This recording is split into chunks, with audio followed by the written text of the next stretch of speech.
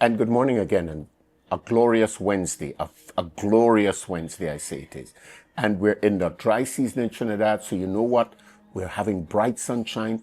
This might be the day that God will use you to encourage someone or to ask someone if they want to serve Jesus Christ. We're back with our parables, and I'm so glad you're with us this morning. We're looking at the parable of the servants, or we call it the parable of the talents. And it's where Jesus is speaking in Matthew chapter 25 from verse 14 through to verse 30, where he's talking about these guys.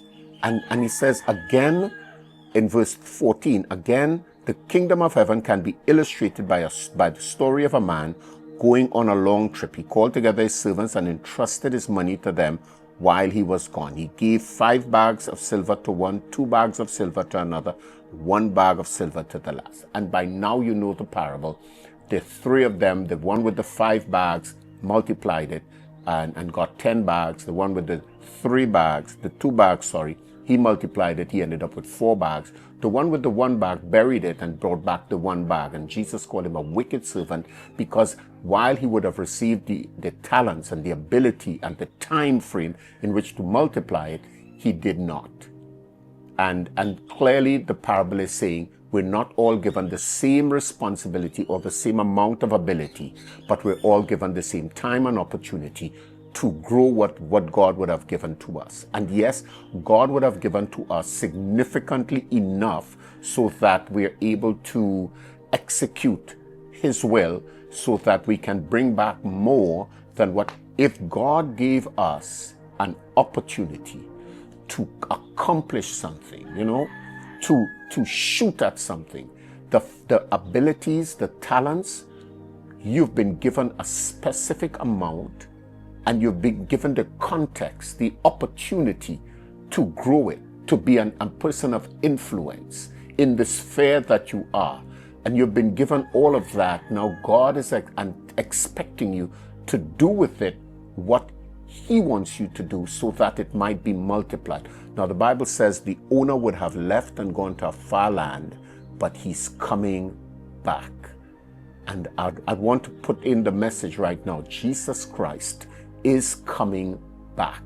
He is going to return, and he's going to come for the people who have been given opportunities by aligning with him, so that they might fulfill his will and give back all that he is. And I'm saying to us this morning, if you've been given ability, opportunity, you've been given resources, and you've done nothing with it, so that when God comes, there's nothing to show, you're going to end up like the guy. The Bible says he ended up in outer darkness, and the Bible says there will be weeping and gnashing of teeth. There seemed to be agony for the lost. There seemed to be some form of judgment. And I hear a lot of people saying now, only God can judge me. Yes, God can. And the thing about it is, God will judge us. Not just you, all of us. And so yes, come on. We can have this opportunity now to finish and to do what God. Don't lose the opportunity. The Bible says in the book of Ephesians, the days are evil. Make the most of every opportunity, because the days are evil, meaning you don't know when you will get another opportunity. We're like that. We're like the one with the 5 or the one with the 2.